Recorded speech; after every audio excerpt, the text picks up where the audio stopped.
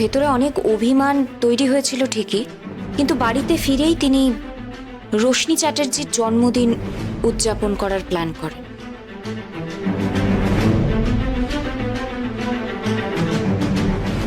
এবং আমাকে শায়েস্তা করবেন ভেবেই আমাদের নাচের গ্রুপটাকে ওনার জন্মদিনে নেমন্তন্ন করেন। আমি ঋষি সেন ডেকেছেন এই ভেবে ওনার আমন্ত্রণকে উপেক্ষা করতে পারিনি। আমি ওনাদের বাড়িতে মুজরো করতে আসি। সেখান থেকে ঋষি সেন আমাকে আর ফিরিয়ে দিতে পারেননি।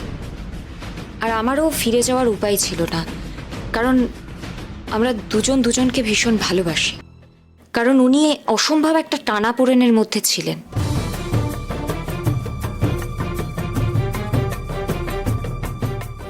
সেটা একটা সন্ধিক্ষণ ছিল। তিনি সকালে উঠেই চলে আসতেন, সারাদিন আমাকে লেখাপড়া করাতেন, তারপরে রাতে আবার ফিরে যেতেন। তখন ঋষি সেন আর রোশনি চ্যাটার্জির মধ্যে খুবই মনোমালিন্য চলছিল। ঋষি সেন যেখানেই যাচ্ছিলেন উনি সব জায়গায় ওনাকে ফলো করছিলেন, আর তারপরেই থানাতে ওনাকে ধরিয়ে দেন। ঋষি সেনকে যখন পুলিশ ধরে নিয়ে যায়, আমি সেই দিনই সিদ্ধান্ত নিই যে কেসটা আমি লড়ব। কারণ এই পৃথিবীতে ঋষি সেনের থেকে আপন আর আমার কেউ নেই।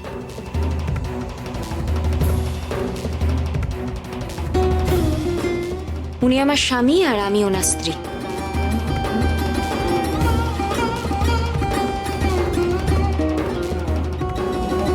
এর মধ্যে কোনো অসত্য নেই। এটা ঠিক সূর্যের আলোর মতোই সত্যি। প্রয়োজনে যদি আমাকে স্ত্রীর পরিচয় নিয়েও দূরে থাকতে হয় তাহলেও আমি রাজি, কিন্তু ওনার অসম্মান আমি কিছুতেই সহ্য করব না। আমি আমার স্ত্রীর অধিকার পেশ করব, আর আমি ওনার সম্মান ফিরিয়ে দিতেই এই আদালতে এসেছি। এই লড়াইটা আবার আমার স্বামীর সম্মান ফিরিয়ে দেওয়ার লড়াই। আপনার যদি মনে হয় আমি কোনো অন্যায় কাজ করছি, আপনি আমাকে শাস্তি দিতে পারেন।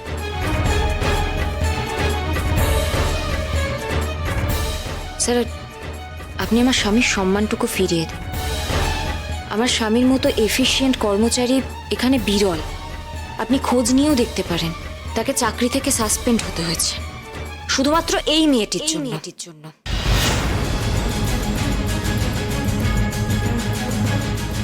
তাকে সামাজিক সম্মান হারাতে হয়েছে, আর জেলের ঘানিটা আনতে হয়েছে শুধুমাত্র এই মেয়েটির জন্য। স্যার, আমি শুধু ফেয়ার জাজমেন্টটুকু চাই, আমার আর কিচ্ছু বলার নেই। কোর্টের কাজ আজ এই পর্যন্ত। পরের দিন আমরা আবার সাক্ষ্য গ্রহণে যাব।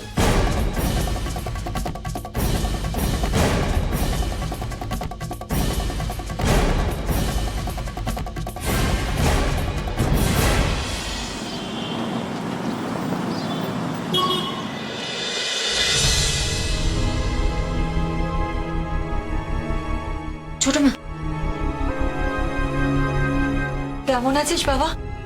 আমি ভালো আছি মা, তুমি আমাকে নিয়ে চিন্তা করো না। তুমি জাহ্নবীর পাশে থেকো। সে আর বলতে, আমি সব সময় ছায়ার মতো ওর পেছনেই রয়েছি। তুমি পরীক্ষা দিচ্ছ তো? হ্যাঁ স্যার। কেমন হচ্ছে পরীক্ষা? ভালো। এত পরিশ্রম করছো, পরীক্ষা দিচ্ছ, তুমি ব্যালেন্স করতে পারবে? দু একটা হিয়ারিং তো পিছাতেও পারতে। আপনি কি বলছেন স্যার? এটা আমার কাছে সবচেয়ে বেশি প্রায়োরিটি, আর আপনি বলছেন আমি হিয়ারিং পিছিয়ে দেব? অ্যাকচুয়ালি পরীক্ষাটা খারাপ হয়ে গেলে আমার খুব খারাপ লাগবে। স্যার, জীবনের আসল পরীক্ষাটা জিততে না পারলে আমারও খুব খারাপ লাগবে। এর উত্তরে আমার কিছু বলার নেই। শুধু শুধু আমার জীবনের সঙ্গে তুমি জড়িয়ে আমার খুব খারাপ লাগছে জাহ্নবী। শুধু শুধু? ঋষি, তুই ওর সঙ্গে এইভাবে কথা বলছিস কেন, পরের মেয়ের মতো? আমি তো পরই। কাজটা হয়ে গেলে তো বলেই দিয়েছে আমি আর ত্রিসীমানাই থাকবো না। কার ত্রিসীমানা? আপনার। বাহ, তাহলে তো এই দয়ার কোনো প্রয়োজন ছিল না। আমি তোমার কাছে দয়া চেয়েছিলাম? কি হচ্ছে কি ঋষি? মেয়েটা দিন রাত উদয়স্ত খাচ্ছে, এতটা খাচ্ছে চোখে না দেখলে বিশ্বাস হয় না। সাক্ষী সবুজ সমস্ত জোগাড় করার চেষ্টা করছে। আমাদের তো আর টাকা নেই ঋষি, তাই সত্যের ওপর ভর করেই আমাদের লড়তে হবে।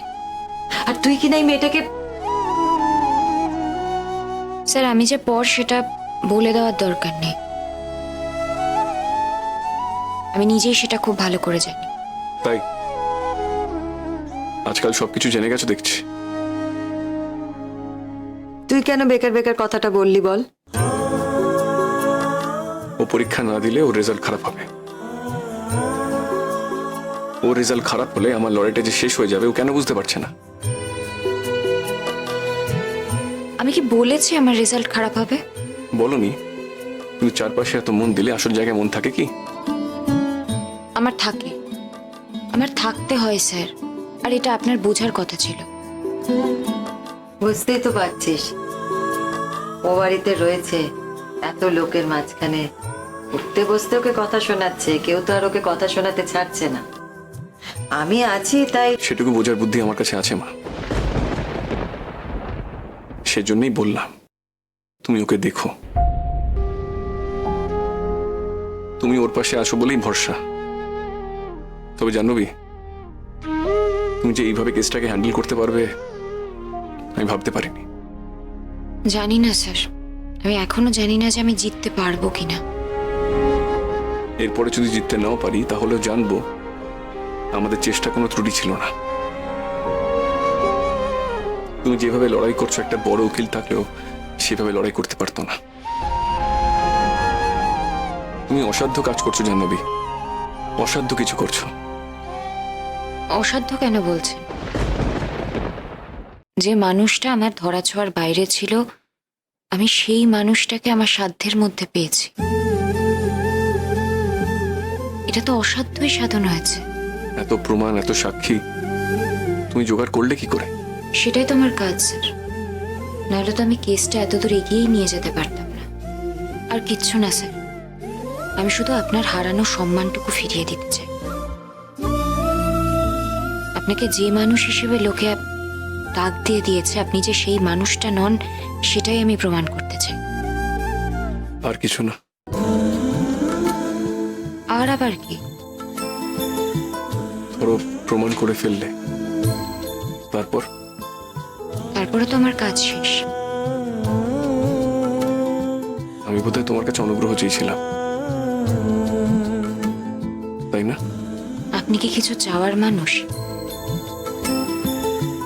আপনি লোককে অনুগ্রহ দিতে পারেন, কোনোদিনও কারোর কাছ থেকে অনুগ্রহ চাইতে পারেন না।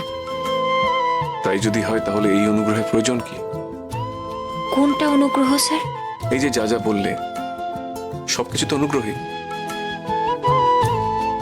তারপরে যদি সম্পর্ক না থাকে তাহলে এগুলোকে তো অনুগ্রহ বলেই ধরবো, তাই না? স্যার এটা অনুগ্রহ নয়, এটা আপনার অপরিমেয় ঋণ শোধের একটা চেষ্টা মাত্র, যে ঋণ কোনোদিনও শোধ হবে না। ও, ঋণ শোধ? এসব এসব ঋণ শোধের কথা কোত্থেকে আসছে? হ্যাঁ, ঋণ শোধের কথা কোত্থেকে আসছে? আমার ছেলের এত বড় বিপদের দিনে তুই ওর পাশে থাকবি না তো কে থাকবে জাহ্নবী? হ্যাঁ, না মানে স্বামীর বিপদে তো স্ত্রীরাই পাশে থাকে। দেখ, আমি মা, ছেলের এই অবস্থা দেখে আমি তো জ্বলে পুড়ে শেষ হয়ে যাচ্ছি, কিন্তু আমার তো কিছু করার ক্ষমতা নেই। বল, তুই তো করবি, তুই পারবি ওর জন্য করতে। এই কথাটা তুই বলতে পারছিস না মুখ ফুটে? ওটা ভাবতে বোধহয় অসুবিধা আছে মা। হ্যাঁ, অসুবিধা আছে বলেই তো কোর্টে সবার সামনে পাবলিকলি এই কথাটা বললাম। সবার সামনে বলেছ আমাকে বাঁচানোর জন্য, আমার সামনে বলতে হয়তো অসুবিধা আছে। আপনি তো সবই বোঝেন। আমি সব বুঝি না, কিন্তু আমি যেটুকু বুঝি জীবন দিয়ে বুঝি। আমি বুঝেছি তোমাকে ছাড়া আমার চলবে না, সেটা আমি জীবন দিয়ে বুঝেছি। তুমি বুঝেছো আমাকে ছাড়া তোমার চলবে, তাই বরাবরই বলো যে কাজ হয়ে গেলে চলে যাব। আর কি বলবো বলুন তো? আপনার বাড়ির লোক সবাইকে যে আমি কথা দিয়েছি। আমার কাছে দেওয়ার কথা কোনো দাম নেই। তার মানে আমিও কেউ নয় বল? ছোট মা, ওসব অনেক পরের কথা। আগে স্যারকে এই বিপদ থেকে আমি উদ্ধার করি। শোন বাবা, আমার মন বলছে তুই খুব তাড়াতাড়ি এই বিপদ থেকে রক্ষা পাবি। জাহ্নবী যা সাক্ষী সবুজ জোগাড় করে প্রমাণ দিয়েছে না, সবাই কিন্তু এখন ব্যাকফুটে চলে গেছে। ওরা তো সব কুপোকার, কেউ কোনো কথাই বলতে পারছে না। অত বড় উকিল, অত টাকার খেলা, কিন্তু হবে কি বল? হ্যাঁ, আর হবেই তো। আরে বাবা, টাকা দিয়ে কি সত্যিকে চেপে রাখা যায় নাকি? সত্যি কিন্তু একদিন না একদিন ঠিক সামনে আসে। আর আমাদের জাহ্নবী কিন্তু সেটা প্রমাণ করেই ছাড়বে। ছোট মা, এখনো প্রমাণ করতে পারিনি, প্রমাণ করার চেষ্টা করছি। ও তুই ধরে নে যে তোর প্রমাণ হয়ে গেছে। শোন, এখন অব্দি যা যা হয়েছে তাতে কিন্তু ওরা এখন ব্যাকফুটে আছে। কেসটা কিন্তু এখন আমাদেরই পক্ষে। বললাম তো, এরপর যদি আমার মুক্তি নাও হয় তবু আমি আক্ষেপ করব না। আমি জানবো যে চেষ্টা হয়েছে সব থেকে বেস্ট চেষ্টা হয়েছে। এর থেকে বেশি কিছু আর হতে পারতো না। স্যার, আমি সেসব কথা ভাবছি না। আমি ভাবছি যে আমার চেষ্টাটা যেন সফল হয়, আপনি যেন এখান থেকে বেরোতে পারেন। আপনাকে যদি বের করতেই না পারি তাহলে আমার এই চেষ্টার কোনো দামই থাকবে না। আমি আপনাকে এই কথাও বলছি স্যার, আপনাকে বেকসুর খালাস পেতেই হবে। তা না হলে এই পৃথিবীতে সূর্য উঠবে না, চাঁদ আলো দেবে না, পৃথিবীটা পুরো অন্ধকার হয়ে যাবে। মা, বল বাবা। বাবা একদিনে এলো না। এর মধ্যে অনেক কিছু হয়েছে ঋষি। রশনি এর মধ্যে বাড়িতে থাকতে এসেছিল। ওর বাবা নিয়ে এসেছিল ওকে। তাই নাকি? এরপরও? হ্যাঁ,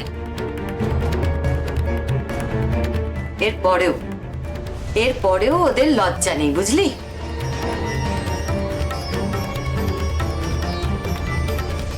ও এসেছিল, বুঝলি? ওর বাবাও এসেছিলেন। ওরা সমস্ত কিছু মিটমাট করে নিতে চায়, তবে কোর্টে নয়, আউট অফ কোর্ট সেটেলমেন্ট করতে চায়। আর তোর বাবা তো সেটাতেই রাজি হয়ে গেছিলেন।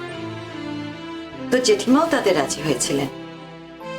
শুধু আমি ব্যাগরা দিয়েছি বলে আজকে আমরা দুজন সবচেয়ে বেশি খারাপ। কারণ তোর বাবা মনে করেন যে ওই আউট অফ কোর্ট সেটেলমেন্টটাই নাকি তোর জন্য ভালো ছিল। আর জাহ্নবী, ও তো নবিশ, ও কিচ্ছু পারে না। এটাই তোর বাবা মনে করেন জাহ্নবী নাকি নিজের স্বার্থের জন্য এই সমস্ত করছে।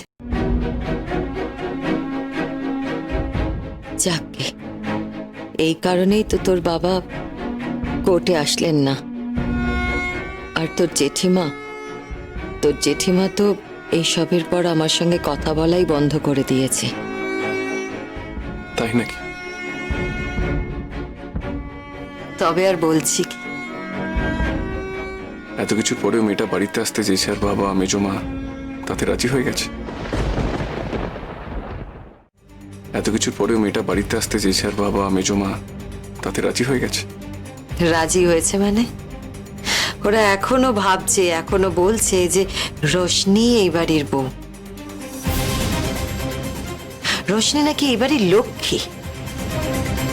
আবার এটাও বলছে যে রাগের চোটে রোশনি এরকম একটা কাজ করে ফেলেছে, তারপর ওই নাকি তোকে বাঁচাতে চাইছে।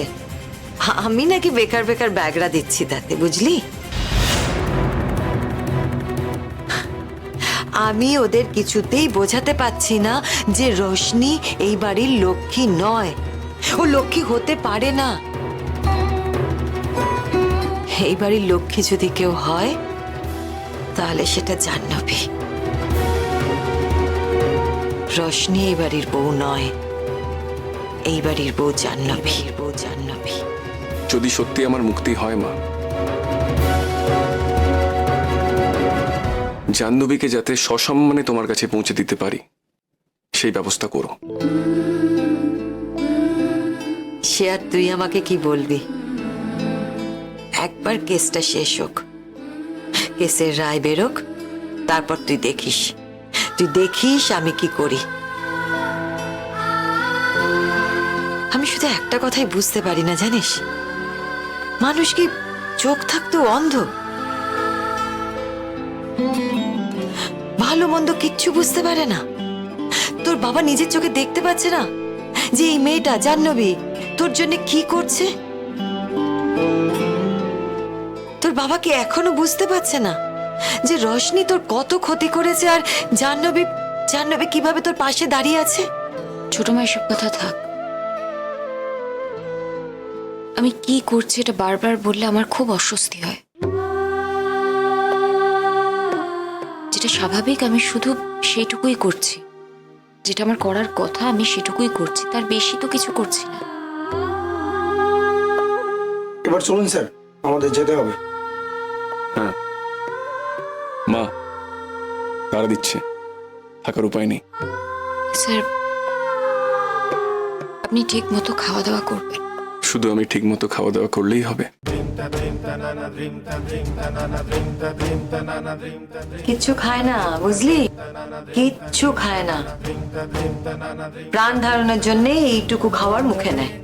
ছোট মা, এর থেকে বেশি তো আমি কখনোই খেতাম না। তুই তো তোর খাওয়াটা দেখতে পাস না, ওটা আমি দেখতে পাই, তাই আমি বলছি, আমি দাঁতে দাঁত চেপে সব সহ্য করছি, শুধু ভালো দিনের আশায়। একবার রায়টা বেরোতে দে, আমার ছেলেটাকে একবার ঘরে আসতে দে।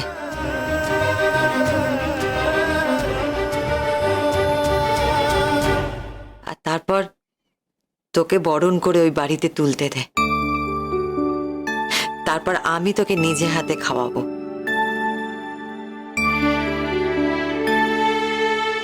আমার ছেলের বউ হয়ে এলে তারপর আমি দেখব তুই কিভাবে আমার কথার অবাধ্য হতে পারিস। ছোট মা, এখন লজ্জা পেয়ে কি হবে? হ্যাঁ, আরে বাবা, যেটা সত্যি সেটাই তো বলছি। না মানে তুই এখন অস্বীকার করতেই পারিস, কিন্তু আমি যখন নিজে হাতে বরণ করে তোকে ঘরে তুলবো, তারপর আমি দেখবো তুই কি করে আমাকে অস্বীকার করিস।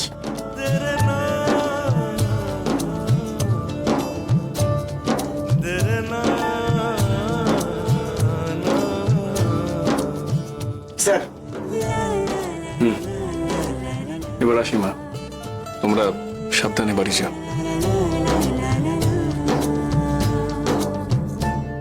তুই সাবধানে থাকিস বাবা,